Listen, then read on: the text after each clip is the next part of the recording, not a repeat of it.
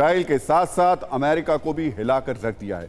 ये खबर रूस के उस एयर डिफेंस मिसाइल सिस्टम से जुड़ी हुई है जो बहुत जल्द गाजा की जंग में उतरने वाला है, जो न सिर्फ गाजा में हो रही इजराइल की अग्निवर्षा के लिए उसके खिलाफ हमास का सुरक्षा कवच बन जाएगा, बल्कि लेबनान में हिजबुल्लाह पर गिरने वाली इजराइल की मिसाइल को पलक झपकते ही तबाह कर देगा।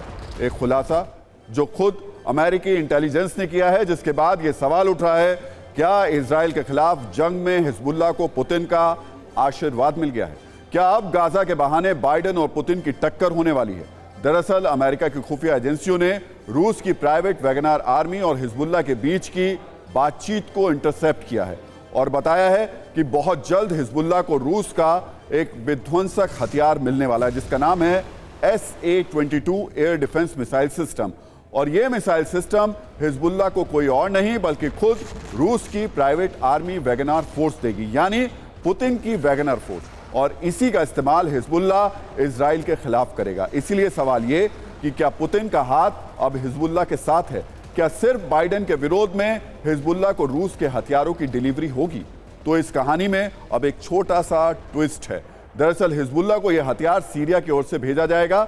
इसके लिए सीरिया के राष्ट्रपति ने हामी भी भर दी है, लेकिन जिस एयर डिफेंस मिसाइल को हिजबुल्लाह को सीरिया सौंपेगा वो रूस का है और नाम है SA-22 मिसाइल सिस्टम।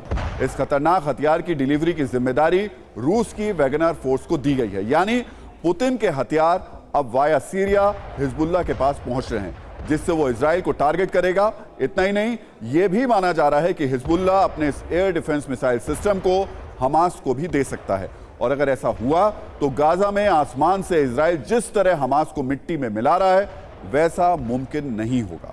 और यह कैसे होगा? आखिर कैसे रूस का हथियार इजराइल को इस जंग में लाचार कर देगा? आपको इसकी वजह भी बता देते हैं।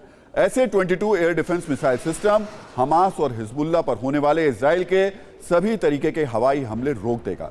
यह मिसाइल सिस्टम इजराइल के F-16 और F-35 जैसे खतरनाक फाइटर जेट्स को मारने की ताकत रखता है। अगर यह हिजबुल्लाह को मिल गया तो इजराइल की बैलिस्टिक और क्रूज मिसाइल भी नाकाम हो जाएगी। इसके लिए हिजबुल्लाह और हमास इजराइल के अटैक हेलीकॉप्टर्स को बहुत आसानी से टारगेट कर पाएंगे। और इतना ही नहीं, इजराइल के अनआर्म्ड व्हीकल ड्रोन्स को भी ये एयर डिफेंस मिसाइल सिस्टम मार गिराएगा। यानी पुतिन का यह हथियार हिजबुल्लाह के लिए बहुत बड़ा गेम चेंजर बन सकता है, और अगर ऐसा हुआ तो अमेरिका और इजराइल इसे किसी भी हाल में बर्दाश्त नहीं करेंगे।